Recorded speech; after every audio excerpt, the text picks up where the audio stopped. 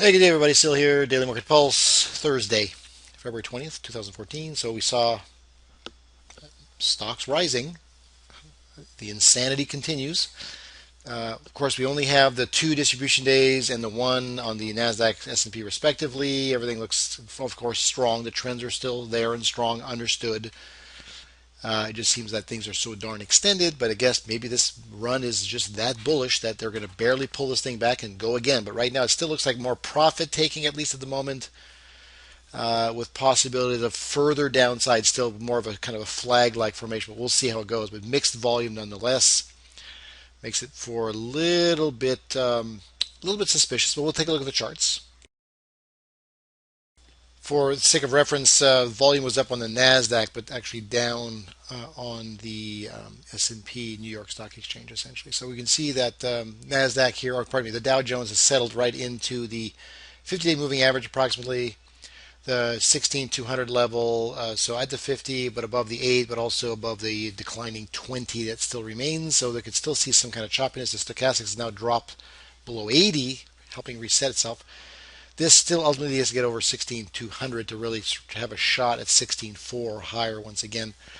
Um, I'm still kind of inclined to say that this could come down even tonight or tomorrow, just to continue the flag and just to retest and just to pull back a little more significantly, because that pullback was to me just not quite enough. But if it still settles here, the 764, that's a very bullish run, and this could immediately go right to the highs, 16.5, 16.6, or whatever, pretty quickly. But we'll see if that's the case. Let's look at the S&P. So you see the S&P came off essentially the 8 moving average right back yesterday, tagged that resistance, came off, then back again today. New low today, but then didn't quite make it to the highs there, but still decent. Again, kind of flagging like formation, just kind of consolidating for the time being. Remember, volume was on the downside even on an upside day. Again, stochastics resetting itself. I'm not sure there's enough momentum to necessarily go higher, but we'll see. We'll see where it goes. Let's look at the Nasdaq. So Nasdaq, you recall, went through, and then it started to look like maybe a falling off the roof yesterday with a close lower, but it was not a real significant close below. So it's not. It was it was kind of dicey. It was kind of a 50-50, maybe even less than that in terms of odds that it was going to go lower. It needed to show more signs. It started to do that this morning. It gapped up on the open, but finished. It ended up with a lower low than yesterday and even the previous day, and then reversed with the strength. So didn't quite make it to yesterday's open, certainly didn't make it to yesterday's highs, but still hovers right at the 4250 area. Again, more of a consolidation, profit taking appearance above a 8 moving average. I may still want to tag the 8 moving average near 4200. And there's obviously levels below that it could still go toward as well. We'll see how that works. But again, it's still in the channel, still on the upper side of the channel with a little bit of room to go higher. TSX continues to amaze. Couple of days where you see those large upper shadows, or at least decent upper shadows, on Tuesday, Wednesday, and then today completely disregarded. Said, "See ya, thank you very much." There was no resistance up here, so there would be maybe a little bit of a slowdown and maybe a possible retest of the 1618 extension, but it didn't do that. Right on through, looking strong, looking powerful, possibly looking for 14.8 on the upside. That's interesting because gold was sort of benign, but got stronger later. Oil was kind of chop chop. So I'm not sure where this came from exactly, where this growth came from, because again, commodity rich, it might be somewhere else other than, of course, the precious metals. Okay, U.S. dollar, Canadian dollar had that huge move as it wiped out multiple candles I mentioned yesterday. So this is still looking strong for a target up there, 112. That pace continues because it's not overbought yet. We can take a look at the euro very quickly as well. There's the pullback into the support area, which was resistance before. So the 8 moving average is there, the 50 is there, the 20 is rising. So even if it comes back down a little bit further, it's likely to hold and then bounce higher back toward 138 plus. On the euro, treasuries are next. That second to last candle, the large shadows above and below, that was today's trading. You see the choppiness was all over the map, up, down.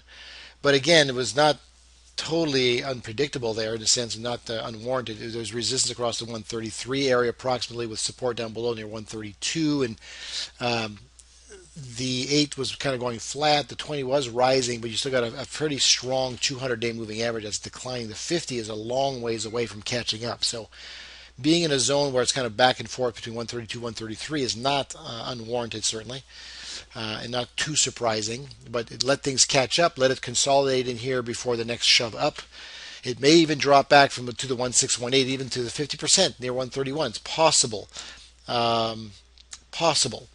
So keep an eye on that. If it starts to drop below that support level from the bull sash from a few days ago, then you're looking lower. Otherwise, it may hold right here at the 618, looking to go back toward 133 plus, and then eventually push toward 134 and 135.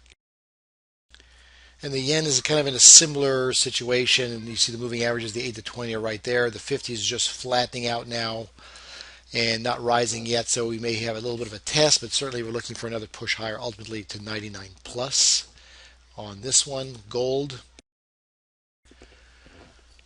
gapped lower on the open and then eventually finished with a new high, but then did dropped off and finished negative compared to yesterday. Even though it's a green candle, it did finish in the red compared to yesterday's trading, and then gapped up again after hours back to 1320. So it's fighting that 1320 with support below at the 200-day moving average with a rising 8. The 20 is quite a distance away, as well as the 50. So again, a consolidation, kind of a pattern where it's flagging, sort of consolidating, taking profits here, waiting for moving averages to catch up is perfectly normal. Looking for that next move to 1360. I'll be waiting for that one. We can look at silver. It has, of course, a similar pattern. So there's the push with measured move into 22. Like clockwork, it ended up with a hanging man, then a spinning top today. So again, kind of a mild sell signal with a more of a confused sort of profit-taking appearance today. And support of the 200, the 8 moving average is still rising. That'll be support as well. The 20 and 50 have crossed over. They're starting to rise. So waiting for some of those moving averages to come up a little closer and cross is certainly very likely, and then you'll be looking for the next move into 23 on silver. And then you got crude, as mentioned. Crude was just kind of chop. So it came into the 103 area, and it's for the last 2 days kind of in a not so much confused state, but profit taking and a little bit undecided, I guess you'd say. But again, 8 moving average has to catch up. So does the 20 and the 50. There was a recent crossover, golden cross, 20 over the 50, which is ideal. Ultimately, still looking for higher in crude. We're still looking at 105, 108. For now. Right now, consolidating as everything else is for the time being. Natural gas is worth taking a peek after that huge blowout move yesterday into a 620 plus. It went even higher again today, but now pausing finally.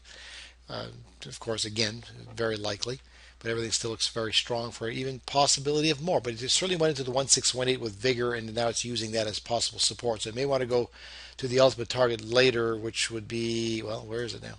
I don't see it. Oh well, it should be up there. It's not up there. We should be seeing a 260, and oh, that's why I know why now.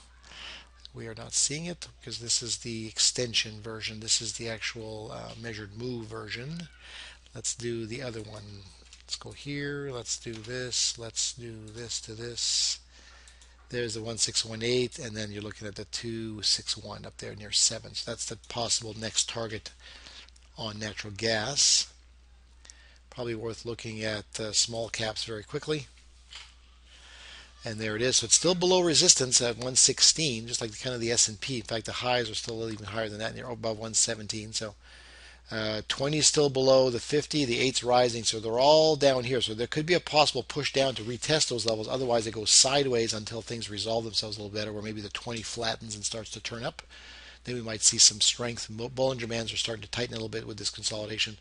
At some point, something's going to move, and we're going to find out, right?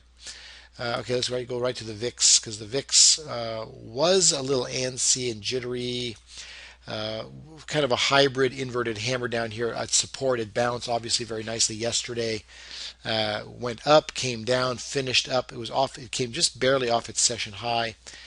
Gap lower on the open, went lower, was actually higher at one point as the markets were a little bit lower, as I showed you earlier. But then it's back to support. There's the 50-day moving average, the 200-day moving average, and the 8 moving average all clustered together here with the 20 just above. So this also kind of stuck, but this is at a support area with the trends essentially still on its side for the most part. Room into the window above into 17. We'll see if that's the case, if the markets drop, if there's a little bit of fear there.